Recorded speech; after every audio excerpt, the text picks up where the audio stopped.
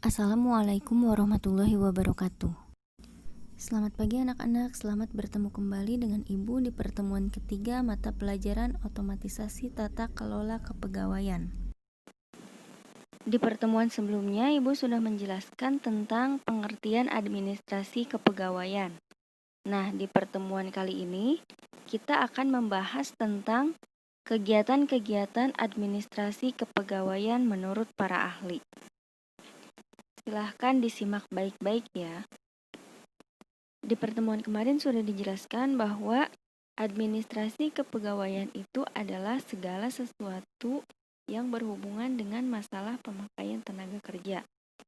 Di pertemuan kali ini, kita bahas satu persatu mengenai kegiatan-kegiatan administrasi kepegawaian tersebut.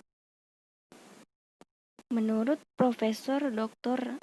R. Arifin Abdurrahman, kegiatan-kegiatan administrasi kepegawaian antara lain yang pertama adalah analisis, klasifikasi, dan evaluasi jabatan.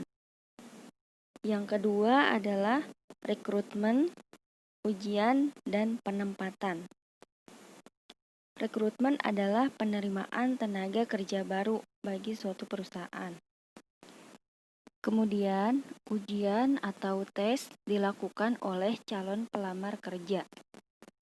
Dan proses penempatan dilakukan setelah pelamar kerja tersebut dinyatakan diterima di sebuah perusahaan, sehingga dia akan ditempatkan di posisi yang sesuai dengan keahliannya. Ketiga, ada kegiatan training. Kegiatan training ini biasanya dilakukan selama 1 atau 3 bulan. Kemudian ada kegiatan promosi dan transfer.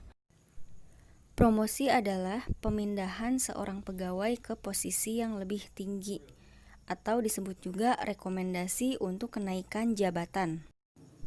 Sedangkan transfer adalah pemindahan pegawai dari suatu instansi ke instansi yang lain yang sifatnya atau jabatannya setara. Contoh, seorang pegawai dari PT A yang berjabatan manajer kemudian dipindahkan ke PT B dan jabatannya adalah manajer juga.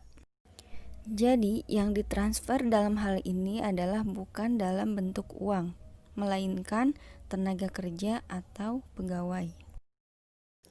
Selanjutnya adalah penggajian. Penggajian itu adalah penghitungan besaran jumlah gaji dari masing-masing pegawai. Selanjutnya adalah employee counseling atau konsultasi pegawai. Personal relation atau hubungan pribadi. Hubungan pribadi ini adalah hubungan antar pegawai di suatu instansi atau perusahaan.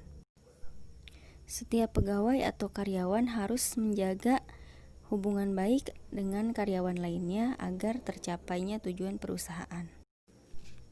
Selanjutnya ada disiplin dan moral.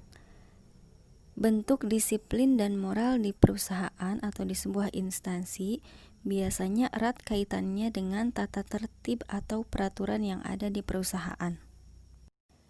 Yang terakhir adalah catatan kepegawaian. Itulah kegiatan-kegiatan administrasi kepegawaian menurut salah satu ahli. Kita lanjutkan lagi di pertemuan selanjutnya. Masih membahas tentang kegiatan-kegiatan administrasi kepegawaian menurut para ahli. Terima kasih untuk perhatiannya. Assalamualaikum warahmatullahi wabarakatuh.